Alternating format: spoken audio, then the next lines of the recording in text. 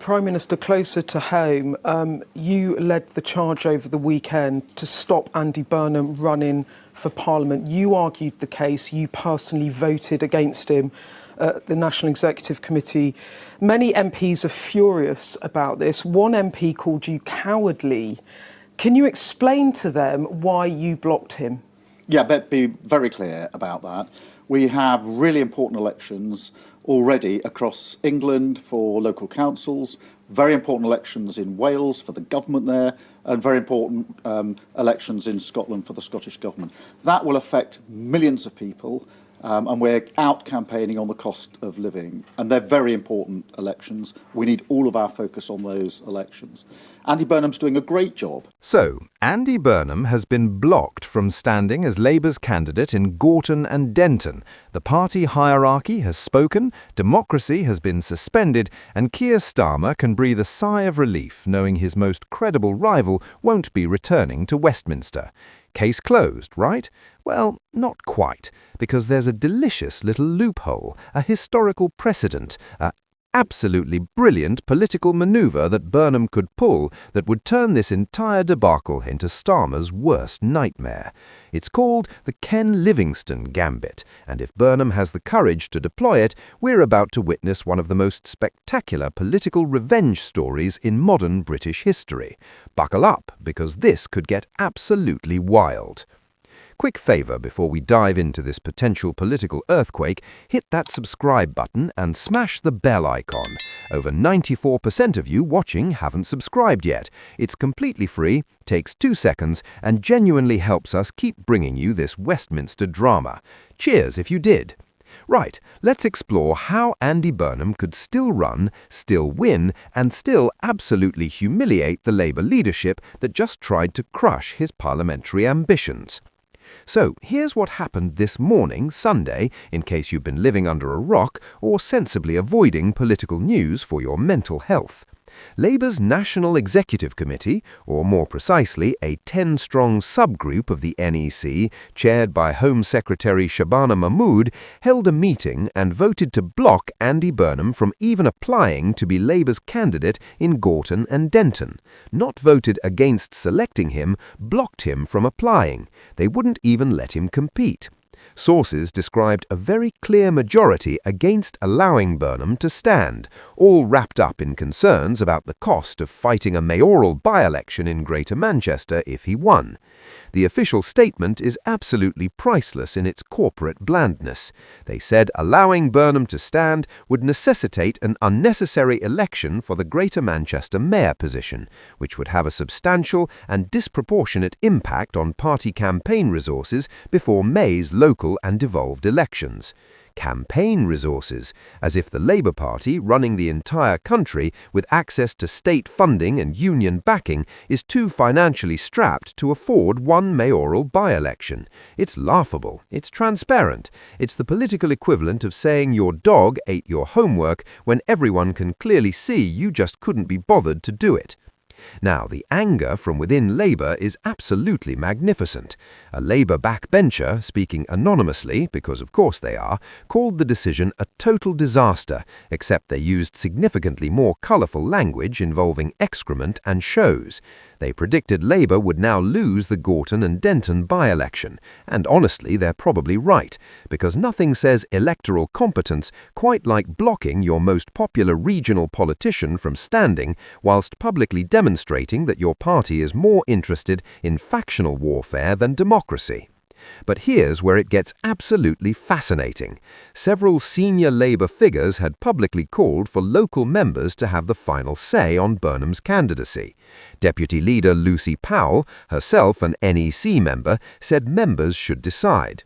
Cabinet Minister Ed Miliband, remember him, former Labour leader, said the same thing at a conference in London on Saturday. They both advocated for letting members choose, and then the NEC, including presumably Powell herself, voted to override that democratic principle. The cognitive dissonance is spectacular. Say one thing on Saturday, do the complete opposite on Sunday. It's political whiplash.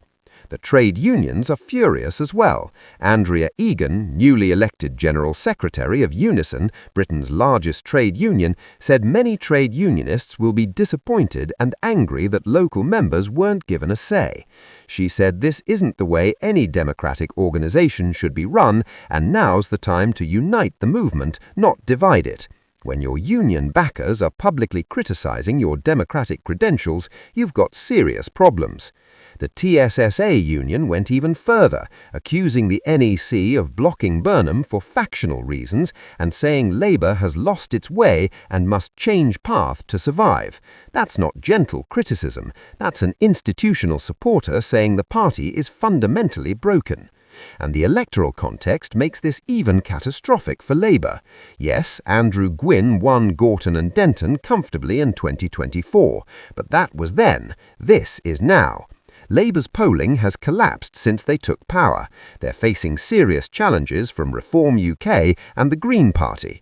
This was already going to be a tough fight, and now they've created the most spectacular own goal imaginable, generating headlines about internal warfare and undemocratic processes instead of their candidate or their message.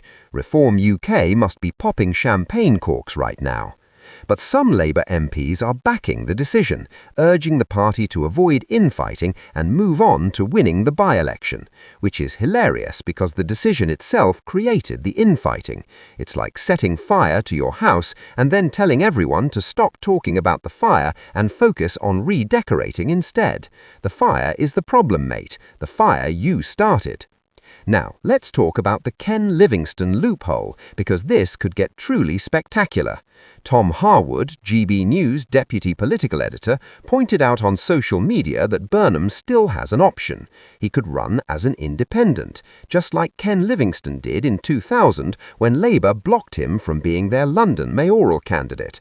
And what happened? Livingstone won. He won as an independent, served as mayor, and then in 2004, Labour invited him back to run as their official candidate. He won again and served 2 full terms. Think about what that precedent means. Livingstone told the Labour Party to get stuffed, ran anyway, won anyway, and then the party that rejected him came crawling back begging him to be their candidate because he was so popular. It was one of the most spectacular political comeback stories in modern British politics. And Harwood is suggesting Burnham could do the same thing. Stand as an independent in Gorton and Denton, win the seat despite Labour opposition, and then challenge Labour to accept him into the Parliamentary Labour Party once he's elected. It's brilliant, it's bold, it's absolutely nuclear in terms of political implications. Imagine the scenario. Burnham announces he's standing as an independent, Labour scrambles to select someone else, the campaign becomes Burnham versus the Labour establishment, with Reform UK and the Greens all competing. Burnham positions himself as the people's candidate, the man who wanted to serve but was blocked by scared party bosses, the champion of democracy against authoritarianism. He runs on his record as mayor, on his popularity in Greater Manchester, on his rejection of factional politics, and he wins. The humiliation for Starmer would be absolute. The Prime Minister personally blocked Burnham from standing as Labour's candidate, and then Burnham beat Labour's candidate anyway. The headlines write themselves. Labour loses seat to independent former Labour mayor blocked by leadership. Starmer's authority would be destroyed. Every Labour MP who's currently unhappy with the leadership would see that Burnham stood up, fought back, and won. The psychological impact on the party would be seismic. If he allows Burnham to run and Burnham wins, he's essentially endorsed his own potential successor. Every time Burnham speaks in Parliament, every time he appears on television, every time he's quoted in newspapers, people will be comparing him to Starmer and finding the Prime Minister wanting. Burnham becomes the Labour leader-in-waiting, the alternative vision, the plan B when Starmer inevitably fails. That's not sustainable for a Prime Minister barely 6 months into the job. But if Starmer tries to block Burnham, the optics are even worse. It looks like he's scared of internal competition, afraid of democratic selection, worried that members would choose Burnham over his preferred candidate. It feeds the narrative that Starmer is weak, controlling, more concerned with managing internal party politics than serving the country. Burnham's supporters would be furious, Northern Labour MPs would revolt, and the whole thing would dominate headlines for weeks. There's no good option here for Starmer, only varying degrees of political damage.